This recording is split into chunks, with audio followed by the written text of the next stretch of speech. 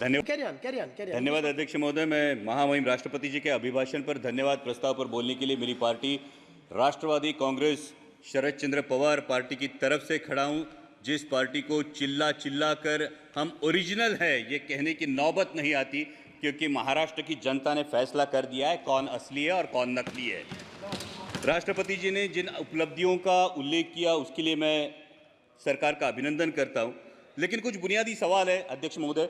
जब 5वें नंबर की हमारी अर्थव्यवस्था, ये गौरवशाली बात है, लेकिन देश ये भी जानना चाहता है कि देश पर कर्जा कितना है, देश पर बोरोइंग्स कितनी है और देश के सकल उत्पाद के ये बोरोइंग्स कितनी फीसदी है और ये ऋण कब तक और कैसे चुकाया जाएगा।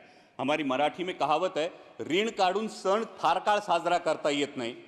और इसलिए दूसरी बात है, महामहिम राष्ट्रपति जी ने जो कही कि 80 करोड़ देशवासियों को मुफ्त राशन दिया जा रहा है, तो 5वीं अर्थव्यवस्था के लिए क्या ये भूषणावह है। और दूसरा सवाल ये खड़ा होता है कि बावजूद इसके हंगर इंडेक्स में भारत का स्थान 125 देशों में 111वां है, जो पाकिस्तान, नेपाल, बांग्लादेश और श्रीलंका से भी नीचे है। क्या ये उपलब्धि है? और अगला सवाल ये बनता है, जो 5वें नंबर की अर्थव्यवस्था है वो अपने जेन्युइन जो ईमानदार टैक्स पेयर्स है उनको क्या दे रही है? ये टैक्स पेयर्स को अपने बच्चों को शिक्षा के लिए प्राइवेट स्कूल में भेजना पड़ता है, उनको अपने हेल्थ के लिए हेल्थ इंश्योरेंस निकालना पड़ता है। सर, नौबत तो ये है कि जब नॉर्मल मिडिल क्लास आदमी बाइक खरीदने जाता है तो उसको 28% जीएसटी देना पड़ता है, लेकिन इस देश में जो कोई हेलीकॉप्टर खरीदना चाहता है उसको सिर्फ 5% जीएसटी है। तो क्या ये उपलब्धि है? ये हर देशवासी के लिए अर्थव्यवस्था है? ये सबसे बड़ी बात है। और इसीलिए यह सवाल बनता है कि जब अर्थव्यवस्था क्या सही में सुदृढ़ है या सिर्फ यह सूजन है जिसे सुदृढ़ता बताया जा रहा है। महामहिम राष्ट्रपति जी ने अपनी अभिभाषण में ग्रामीण अर्थव्यवस्था और डेयरी का उल्लेख किया, लेकिन दुर्भाग्यवश माननीय मंत्री महोदय यहां बैठे, लेकिन उसी दिन जो मिल्क पाउडर है उस पर इंपोर्ट ड्यूटी माफ करके मिल्क पाउडर आयात करने का एक निर्णय जो लिया गया। Sir? Yeah, but don't cut his time. He's not yielding. You are yielding. No sir, I'm asking sir ये दूध उत्पादक किसानों के लिए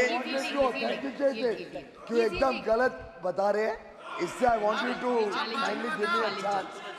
इनकी जानकारी के लिए और पूरे सदन की जानकारी के लिए, शरद पवार जी जब कृषि मंत्री थे उस समय उन्होंने ये TRQ दिया था। एक समय 10,000 Your turn time will come का, now. बाद में 25,000 टन का, और उस समय मिल्क पाउडर इंपोर्ट हुआ। What is that? Honorable Minister, your time will come. Your member is. See, next member is from party. उसका क्या संबंध है? Honorable Minister, wait. Honorable Minister, wait. No. Immediately your member is going to speak. That time it can be rebutted. Sir, पुराने निर्णयों को लेके आज वास्तविक, You carry on. सर आज Nothing will go वास्तविकता wrong. ये है देश में। सर, मैं माननीय मंत्री महोदय के संज्ञान में ये बात लाना चाहूंगा कि सर, देश में मिनरल वाटर की बोतल 20 रुपए में मिलती है और हमारा किसान दूध 22 या 24 रुपए में बेचता है। तो क्या ये किसान को समृद्ध करने का निर्णय है? सर, मिनरल वाटर की बोतल 20 रुपए में बिकती है और हमारा किसान जो अपने पशुओं को पालता है उसको दूध बेचना पड़ता है 22 या 24 रुपए किलो में। तो क्या ये किसान के साथ न्याय हो रहा है? ये इसका जवाब किसान चाहता है। सर, महामहिम राष्ट्रपति जी ने किसान सम्मान निधि की भी बात की, लेकिन असली किसान का सम्मान तो तब होगा सर जब कृषि के लिए जो औजार लगते हैं उन पे जो 12% जीएसटी है, ये 12% जीएसटी हटाया जाए और उनके फर्टिलाइजर्स और पेस्टिसाइड्स की कीमतों पर नियंत्रण लाया जाए और कृषि उत्पाद के लिए सुनिश्चित और परमानेंट आयात निर्यात धोरण लाया जाए। सर, हाल ही में हमने देखा, पिछले साल हमने देखा कि जब प्याज की डिमांड थी, मिडिल ईस्ट में डिमांड थी, यूरोप में डिमांड थी, तब प्याज पे निर्यात पर पाबंदी लगाकर पाकिस्तान के प्याज उत्पादक किसानों का भला इसी सरकार ने किया है। ये प्याज उत्पादक किसान कभी भूल नहीं सकता सर। और दूसरा एक बहुत ही अहम किसानों से जुड़े मुद्दे पर जो मैं मेरे चुनाव क्षेत्र से उस पर मैं ध्यान आकर्षित करना चाहूंगा, वो है लेपर्ड का इशू। सर, मेरे चुनाव क्षेत्र में जुन्नर वन विभाग के क्षेत्र में 700 लेपर्ड्स का अधिवास है सर, 700 लेपर्ड्स, और आए दिन किसी ना किसी पर हमला होता है। सर, जब एक बाप अपने 3 साल के लहूलुहान बच्चे को लेकर सामने खड़ा होता है तब ये इस की गंभीरता और ज्यादा महसूस होती है। सर 23 लोगों ने पिछले 1 साल में जान गंवाई है और बार बार मैंने दरख्वास्त की है माननीय मंत्री जी से भी कि लेपर्ड रिप्रोडक्शन कंट्रोल के बारे में सरकार गंभीरता पूर्वक ध्यान ले। महामहिम राष्ट्रपति जी ने अपने अभिभाषण में इंफ्रास्ट्रक्चर की भी बात की। जो 3,82,000 किलोमीटर हाईवे हुए हैं उसके लिए मैं सरकार का अभिनंदन करता हूं, लेकिन जिस रेलवे ट्रांसपोर्ट के लिए 1/3 कॉस्ट लगती है और एक ऑयल इंपोर्टिंग कंट्री के लिए इन रेलवे में कितना इजाफा हुआ ये भी हम जानना चाहते हैं। और दूसरी बात यह है जिन प्रोजेक्ट्स के लिए महाराष्ट्र गवर्नमेंट ने 50% कॉस्ट शेयरिंग के लिए अनुमति दी थी वो 3 प्रोजेक्ट्स है सर, अहमदनगर बीड परली, वर्धा यवतमाल नांदेड़ और वर्षा और गढ़चिरौली, जो 3 साल में रेलवे कंप्लीट करने वाला था। आज 15 साल बाद भी ये प्रोजेक्ट्स निर्माणाधीन है, ये इनकम्प्लीट है। और महाराष्ट्र के गोल्डन ट्रायंगल को जोड़ने वाली पुणे नासिक रेलवे जैसा एक एम्बिशियस प्रोजेक्ट, जिस प्रोजेक्ट की फाइल कैबिनेट अप्रूवल के लिए पिछले 2 साल से पड़ी है, ना उसको कैबिनेट अप्रूवल मिल पा रहा है और ना ही इसकी इंप्लीमेंटिंग एजेंसी तय हो रही है। साथ ही में दौंड से पुणे तक जो लोकल की डिमांड है, ये भी डिमांड अब तक उसकी आपूर्ति नहीं की गई है। सर डिफेंस सेक्टर के रिफॉर्म की महामहिम राष्ट्रपति जी के अभिभाषण में बात हुई और आज ही मैं जब भाषण सब सुन रहा था तब भारतीय न्याय संहिता के अंग्रेजों के जमाने की कानूनों को बदलने की जो बात हुई, लेकिन सर डिफेंस के बारे में रेड जोन का ये मुद्दा है जो पिंपरी चिंचवड़ में और देश के 13 राज्यों में रेड जोन लागू होता है। ये रेड जोन 1903 के इंडियन डिफेंस एक्ट, अंग्रेजों के जमाने के कानून के तहत 2000 यार्ड का लागू होता है, लेकिन 1970 में जो स्टेक रेगुलेशंस हमने अपनाए, जो यूएन के स्टेक रेगुलेशंस हमने अपनाए, जिसको 2005 में अमेंड किया गया, उस स्टेक रेगुलेशन के तहत 200 से 500 मीटर सिर्फ रेड जोन की मर्यादा होनी चाहिए। और इसलिए रेड जोन क्या है? रेड जोन ये होता है जो डिफेंस का जो सेक्टर होता है, ये डिफेंस के सेक्टर के इसमें निर्माण के लिए अनुमति नहीं दी जाती, इन घरों को गैर कानूनी करार दिया जाता है। और इसलिए मेरी दरख्वास्त है कि अंग्रेजों के इस कानून को त्याग कर 1905 के इंडियन डिफेंस एक्ट को त्याग कर स्टेक रेगुलेशंस के तहत 500 मीटर के परे रेड जोन हटाया जाए और लाखों देशवासियों को राहत दी जाए।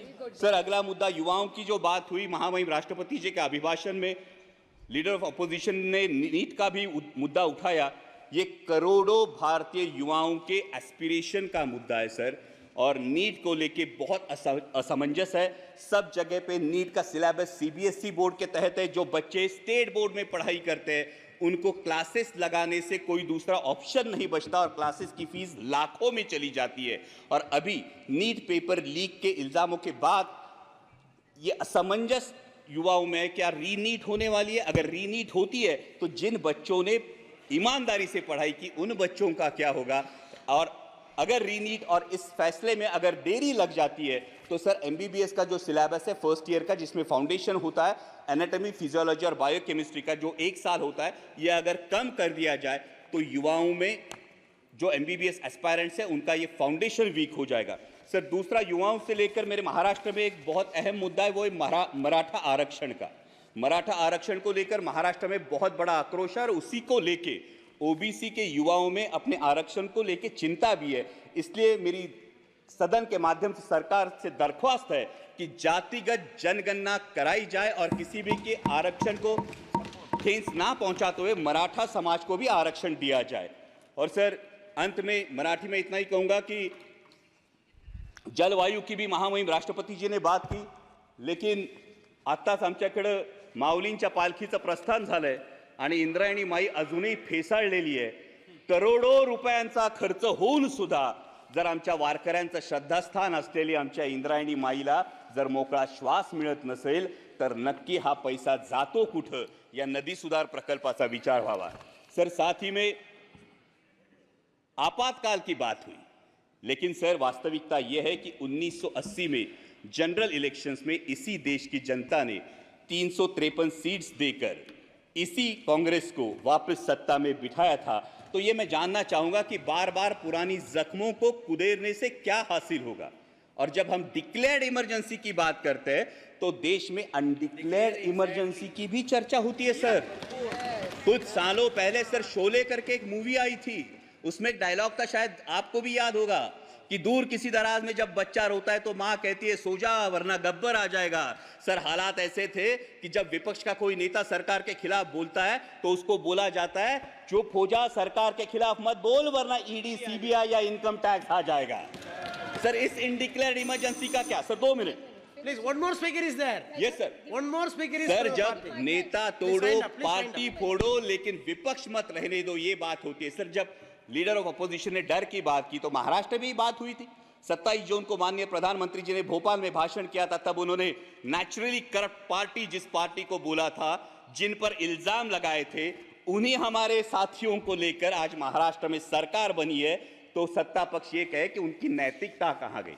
लेकिन अंत में मैं देश की जनता का आभार करूंगा। सर लास्ट पॉइंट, देश की जनता का आभार करूंगा क्योंकि उन्होंने पूर्ण बहुमत नहीं दिया और यह दिखा दिया कि तुम भारत कहो या इंडिया। सर 1 मिनट सिर्फ, लास्ट मिनट, तुम भारत कहो या इंडिया, मैं वही हूं जो अपने कर्म पर विश्वास रखता हूं। मैं वही हूं जो मंदिर मस्जिद मंगल सूत्र से ज्यादा देश की एकता को अहमियत देता हूं। मैं वही हूं जो राजतंत्र से ऊपर लोकतंत्र को मानता हूं। ठेकेदारों से ज्यादा पहरेदारों पर भरोसा करता हूं। तुम भारत कहो या इंडिया, मैं वही हूं जो नफरत से ज्यादा मोहब्बत चाहता हूं। अहंकार से ज्यादा विनम्रता का आदर करता हूं। अधिकार से ज्यादा जिम्मेदारी निभाता हूं। मैं वही हूं जो संविधान से चला हूं और संविधान को ही अपने सर आंखों पर रखता हूं। धन्यवाद अध्यक्ष।